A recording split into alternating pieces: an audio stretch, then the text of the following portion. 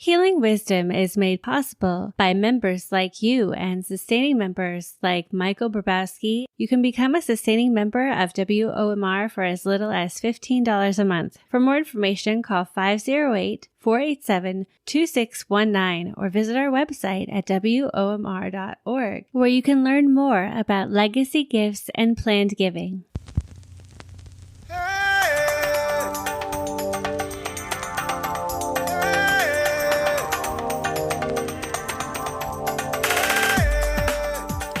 You're tuned in to 92.1 WOMR FM Provincetown and 91.3 WFMR FM Orleans, the voice and spirit of Cape Cod. I bid you welcome to another episode of Healing Wisdom. I'm your host, Pandora Peoples, chartered herbalist and psychic medium. Healing Wisdom explores mind, body, soul connections as we discuss the healing effects of the arts, metaphysical concepts, intuition, and the spiritual aspects of everyday living. Healing Wisdom begins in the heart. Our theme music is provided by Mystic Pete.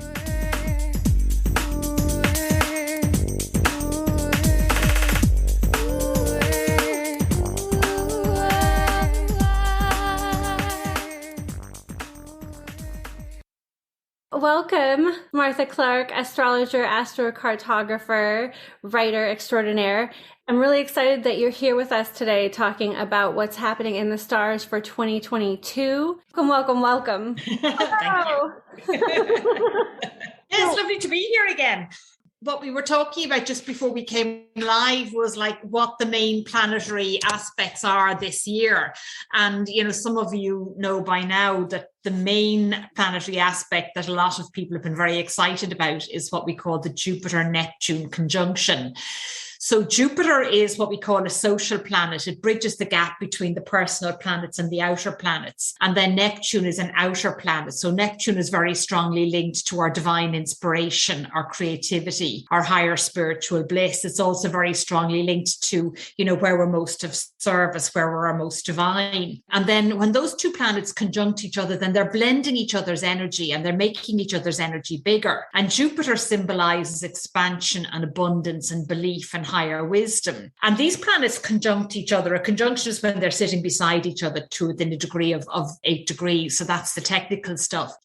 So they conjunct each other every 12 to 13 years anyway, but it's only roughly every 168 years that they conjunct in Pisces. And that's why it's such a big deal this year, because Neptune takes 164 years to go round your chart. So Neptune rules Pisces. So that's why it's such a big deal. Now, the first of the conjunctions this year starts in around the 8th or the 10th of April. And, you know, astrologers are predicting by and large that it's going to manifest in terms of like massive expansion, massive vision, where we're finally going to be living our dreams after, you know, 2 years of severe restrictions. But it may also manifest in a way of, you know, ongoing deception and delusion. We don't know, because the planets all have what we call higher aspects and then lower aspects. And the lower aspects would be illusion and deception and deceit. And just briefly before we went live there, we were talking about, you know, how we're seeing an indication of it happening already, because there's always a build-up phase to these major transits. So we're starting to see it happening already with the complete unraveling of, you know, the rules and regulations of the last 2 years. And that's kind of like the tail end of the Saturn-Uranus square, jumping straight into the Jupiter-Neptune conjunction. And where we're seeing it more than anywhere else is in Canada, which, you know, people may or may not be aware of the fact that the Canadian truckers all got in their trucks and decided to go from Vancouver to Ottawa and park in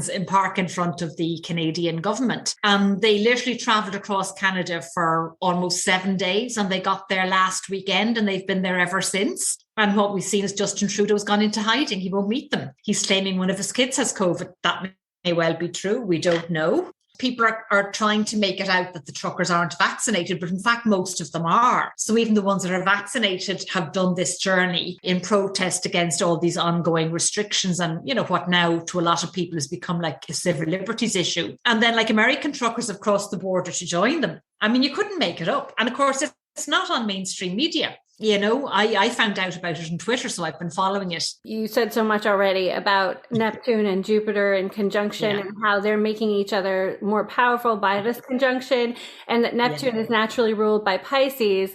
And this is the time of Pisces this year. And you were saying before we got on that the people with Pisces ruling their chart, so that would be, like people with this Pisces sun and Pisces moon and Pisces ascendant are going to be particularly affected this year. But, you're talking about with this conjuncture, Pisces having a strong effect on us. And so you're saying that the Jupiter has this expansive energy and it's about abundance. It's also in people's charts. It's about where they're lucky. Jupiter is more luck. Neptune is more your divine bliss. It can also be where you're more of service or where you're most of service. It can play out both ways. Like what's fascinating about this conjunction is that like at the same time, Venus will also be in Pisces, and Venus rules our value system. And Venus rules what we love and who we love and how we love. And at the same time, at the time of the first conjunction, we'll have Mercury in Taurus. We'll have Uranus in Taurus. We'll have the North Node in Taurus. The nodes just changed signs recently. So Taurus is ruled by Venus. So the underlying theme there will be strongly around like our value system. And what do we now value? What do we now really value? And I know we talked a bit about this in our last podcast, and I know I might be like over laboring the point, but like, we've all come out of 2 years of incredible restrictions, and it's like, well, what do we really value now? I value a quiet cafe and, where I can go and like write quietly and have a nice cup of coffee. Because since we last spoke, the restrictions in Ireland were all lifted practically overnight.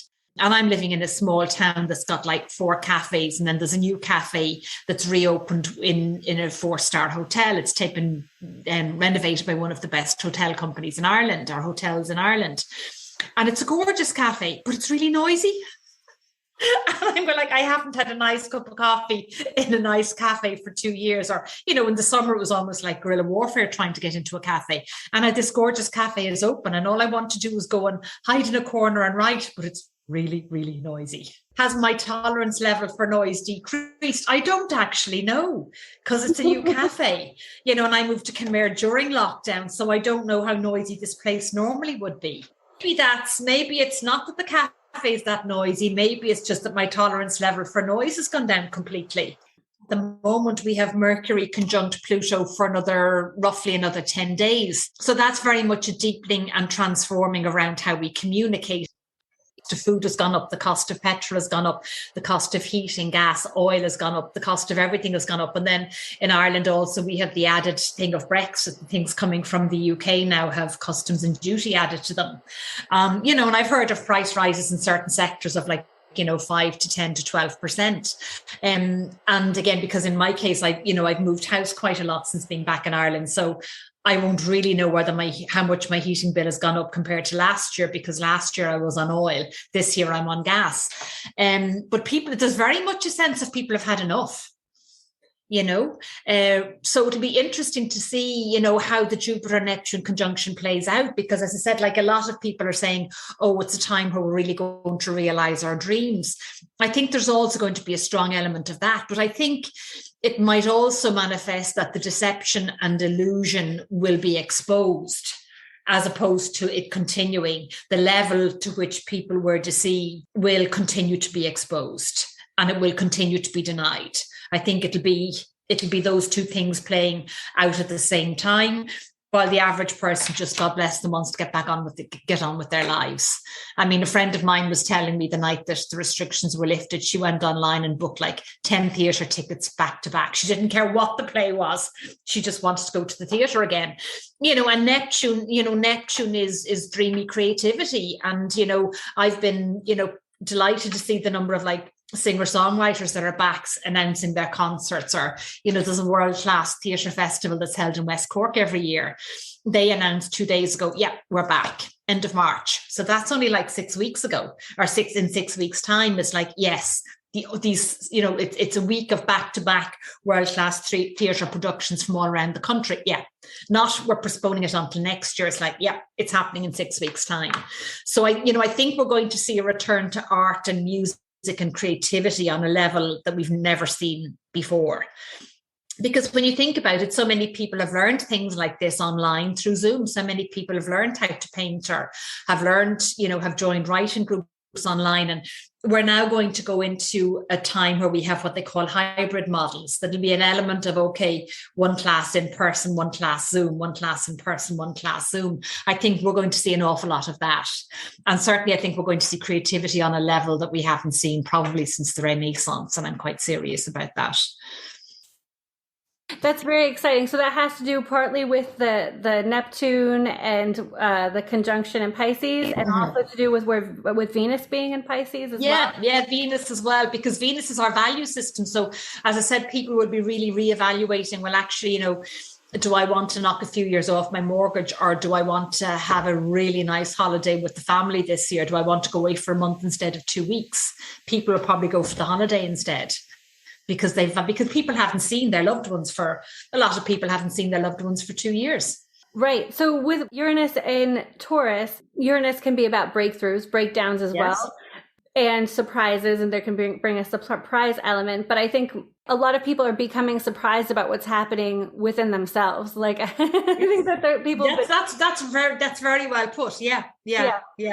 So with Taurus, I mean, I associate it with marriage. Like, it's just, to me, it's like a very rock solid sign, and it can get very stuck, but it really is like a grounding, practical, holding your ground and not budging, and is like, can be it can be good and bad. And it's just, to me, it's like the value of marriage, and all that, the good side of duty and obligation and commitment. So with this breakthrough, this Uranus and Taurus, I'm just wondering what that causes collectively to happen. What I'm seeing among my clients, and I'm seeing on the ground, and again, you're not seeing this in the mainstream media, and I think we did talk about this in our last broadcast, was, an increase in people just buying land and building their own homes, or buying tiny homes, because that is the way forward. Like, we can't sit back and wait for governments to solve the housing crisis. They're going to take 10 years to solve what people can solve in 3 years themselves.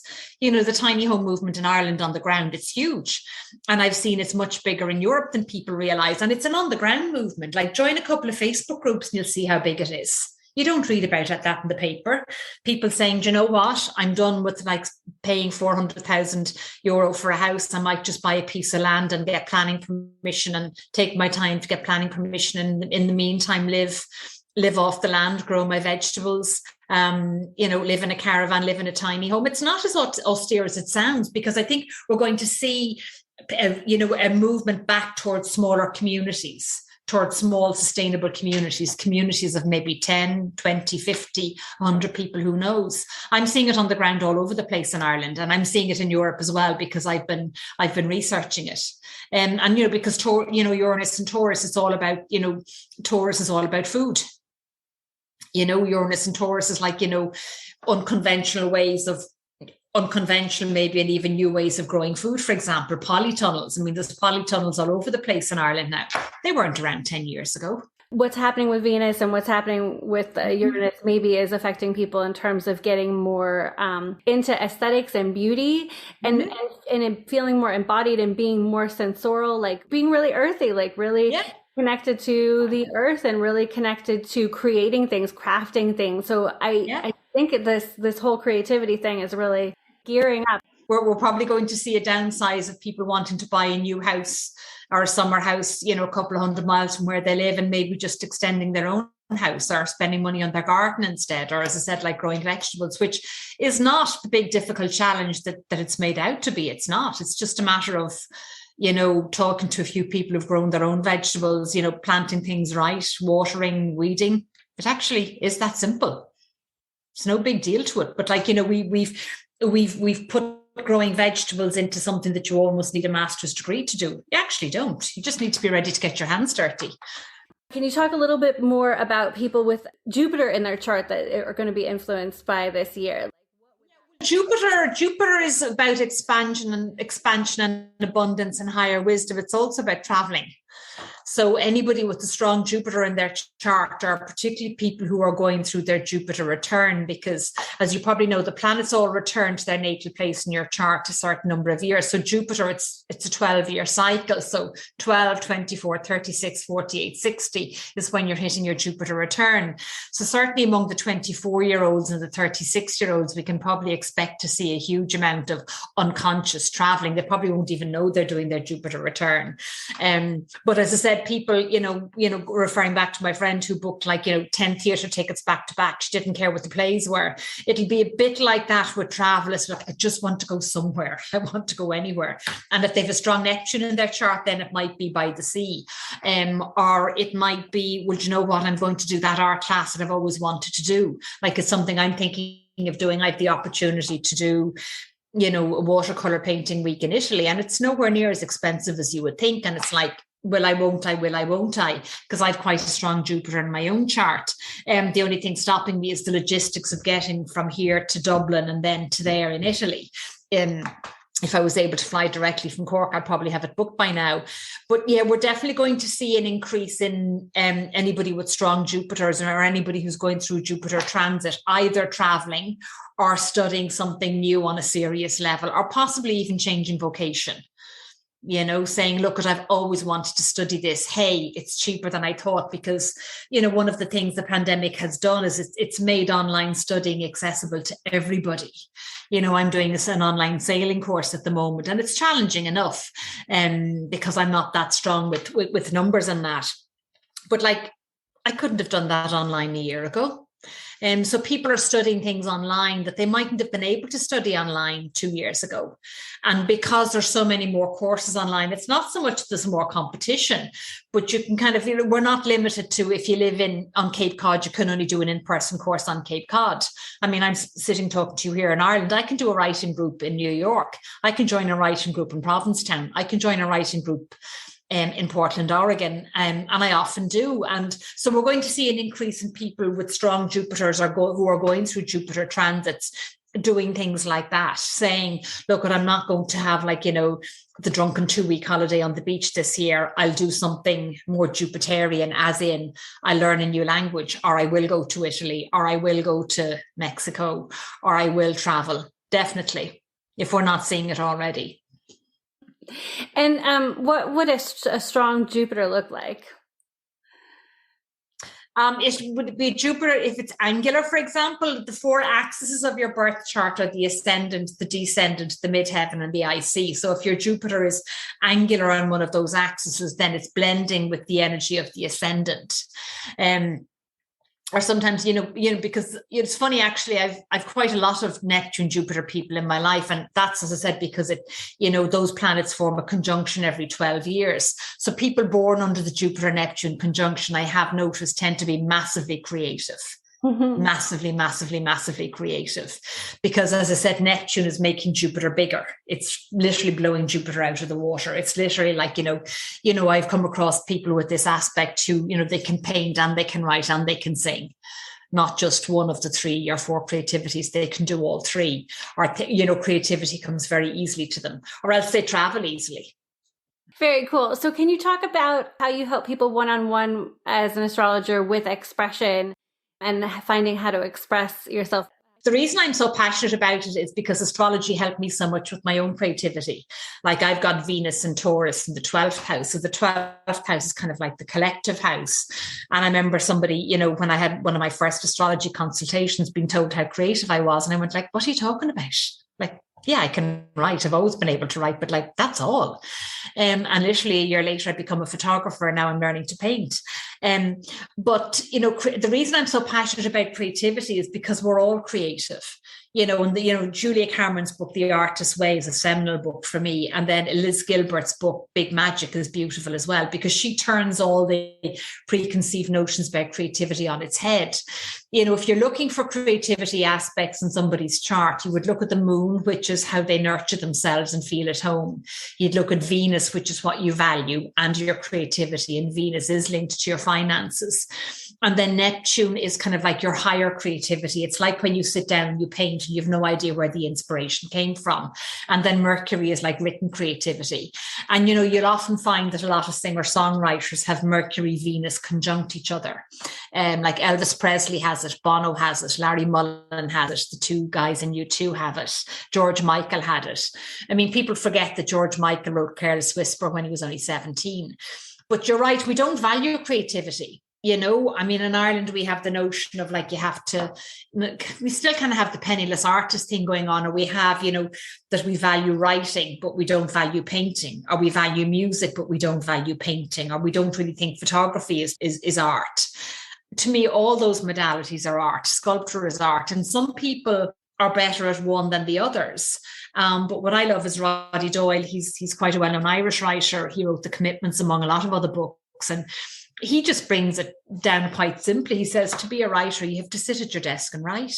We blow up creativity and we go, oh, I have to give up my job and starve in an attic in Paris to write my masterpiece. Like, no, you don't. You just have to get up an hour earlier. So everybody's creative, and particularly for women, I think it is harder because we do still tend to have to juggle so much more. Or you'll see a lot of women, they pour their creativity into their children or raising their children. That's the classic thing that women do. And that's nothing to do with their astrology chart. That's just what so many women do. And I know, as one point, having been the mother of 4 daughters, like, who are all massively creative, sure, I'd have been terrified to lift up a paintbrush because I would have felt that I had to be as good as they are. And I'd, be curious to get your take on that, because I know you're a very creative mother, but it's almost like women, they just like put the shutters on their creativity when they're raising kids. And sometimes those shutters never come off. Yeah, I think that people value putting aside their own creative expression and just even their own time to themselves, or especially when they're working and raising kids, it can be really hard to negotiate that. But I think it really infuses it helps de-stress, first of all. So, no matter how much you think you're getting done, you get more done if you have rituals, daily routines that allow for your own self-expression and not sublimation of self. And then, people can go really extreme where people can become helicopter parents or just like live through their kids and become like parasites. So it can be, it's like that's on the whole other side of self-sacrifice. It can be like really not for the better good of their children. And so it's really good. And it's really good for kids to see their parents as autonomous individuals. I think it can distort a person's ego. And I see with my clients that it can destroy relationships when parents don't give their kids enough space to make their decisions about relationships and just even to have them. So we have to be really grateful for our own individualism, and be, it's wonderful. Absolutely. To be in tune with our children, but we can be so in tune that we don't let them self-soothe more. It's just all about balance. Yeah. It is. Yeah, it really is, and it's like, as I said, in Ireland, and I didn't realize this until I became a photographer. It's like, we revere the written word. We really do. We revere music and musicians, and anything else isn't really seen as creative. I mean, West Cork is full of very, very gifted painters, but a lot of them, struggle, but then they don't put the marketing into it or the effort into properly selling their work. It's kind of a hobby thing. You see that also with women a lot of the time. They just keep it as a hobby. That's their prerogative. They're perfectly entitled to do that. And I think the reason I'm so passionate about it is because it was such a struggle for me. I mean, I went to Italy to make it big as a photographer because I wasn't making it big in Ireland, and then I became an astrologer instead. But like, it's been very much the creativity has just been tapping me on the shoulder the whole time. It's like, hello, I'm still here. What about me? And as I said, it's why I'm so passionate about Julia Cameron's book, The Artist's Way, where, her Bible of all Bibles is that you write 3 pages every day. And she's quite strong on that you do it in the morning. If you do it in the afternoon or the evening, well, the day is done. You can't change the day. But certainly I know when I was in Cape Cod, I used to get up at 6 o'clock in the morning and cycle to a cafe where nobody would find me and write for an hour. And then I'd go back and I'd run the guest house and I'd be able to handle anything because I'd had that hour to myself. Our art is all about being a channel for divine inspiration. And so, it comes from your subconscious, our own soul's source, and so it infuses everything. So the more, as I said, it's going back to what I said earlier, you can't use up creativity. The more you create, the more you have. And this is why, we're all inherently creative, but some people do have stronger signatures in their chart through Venus or Neptune or Mercury. My Mercury is so strong. Writing has been what's dominated me, and it's always been my first love, and it always will be. But not everybody's lucky enough to have their chart ruled by Mercury. Some people would say, like, I wish you didn't have half your chart ruled by Mercury. Funny. So I would love to go out just talking a little bit about your astrocartography. So I love that you say that, you don't have to move to a place. You can just stay there, visit there, even vacation there. And get an infusion of that sort of synergy of that place and how you respond to it. So can you talk a little bit about astrocartography for those who haven't? Yeah, sure. Because first of all, the reason it's so important for me to have a natal chart and a transit chart done is when you relocate, your natal chart is kind of like your astrological birth chart. So you carry that energy with you wherever you go. And then the next chart I do before the astrocartography is the transit chart. So that's where the planets are in your chart now. And that's telling you, what the underlying themes are of your life for the next year or 2 years. So again, wherever you relocate, you carry that energy with you. And then the astrocartography is done in two ways. Firstly, there's a relocated chart where you read. So say, for example, if you were to move from Cape Cod to Rome, I would regenerate your birth chart as if you've been born in Rome. So the planets will change houses. So different areas of your life will be emphasized. Very often people overlook the relocated chart. They go straight to the astrocartography. But the relocated chart is hugely important because you will have stronger themes playing out for you. Like when I was in Cape Cod, Uranus was in my 6th house. I worked in very unconventional places, for example. I sometimes used to see clients on my time off in the guest house, or I had a private room in an artist co-op. So that's a very unconventional way of working, as opposed to having had my own private therapy room. And then the astrocartography is where the planetary lines are wherever you want to move. And they have radiuses of between 17 miles to 135 miles. And unfortunately, a lot of the free software only does aspects to the ascendant and the midheaven. It doesn't do aspects to the descendant or the IC. And the IC is home and roots and family of origin. So the reason the transits are so important is sometimes somebody will come to me and say, we're relocating because we want to further my career. But when you look at their transits, the subconscious reason they're relocating is they want to find somewhere to be more creative. They might be going through a Neptune transit, or somebody says, I want to relocate to buy a house somewhere, but they're really relocating for a relationship. So this is where the transit chart is so important to do before the astrocartography chart and the relocated chart. Like, for example, when I was on Cape Cod, my 12th house planets moved to my IC, which, as I said, is home and roots and family of origin. So that's why, of all the places I've lived, I developed a really, really strong sense of community there in a short space of time, because the moon was on my IC, and the moon, as you know, symbolizes home. So, that's why I always ask people, like, why are you relocating? And the reasons they give me may not be the reasons that the chart tells me. It's always fascinating to do that. They'll say, well, I'm relocating because of this reason. And you look at the transits and you go like, oh, no, you're not. You think that's why you're relocating, but this is the real reason. So that's why it's so important to do the transit chart first. And unfortunately, all the free software out there has led people to think you can just regenerate this map. And if you move to your Venus line, you'll find love. Or if you move to your Mars line, you'll be more active. There's an element of truth in that, but it's how the planet is aspected. If Mars is squaring your ascendant, you will be more driven to take action. But because it's a square is a dynamic, challenging aspect, which means you have to put work into it. If Mars is conjunct your ascendant, it means it'll flow much more easily. If Mars is trine your ascendant, it'll flow really fast. And I had Mars trining my midheaven on the Cape. So I think I said to you before, it was like I just got off the plane and said yes to everything. Mars trining my midheaven, but I knew what transits I was going through as well. And very often, if you're getting a family that want to relocate, it's far more important to do the parents' charts, because, if you're doing their charts, that move then will support the kids. or very often, quite often you'll get somebody saying like, I want to do both our charts. My husband isn't that pushed about having his chart done, but he doesn't really mind. And if it's the wife that really wants to move, her energy is the more dominant energy that playing out in the move. So it's important to know that as well. Thanks very much for having me. I love being on your show. You've been listening to Healing Wisdom, a Thursday morning weekly show featuring guests who share their journeys and expertise, providing us with food for thought. I'm your host, Pandora Peoples, Reiki and shamanic practitioner. You can find Healing Wisdom podcasts at WOMR.org or on Facebook and Instagram pages.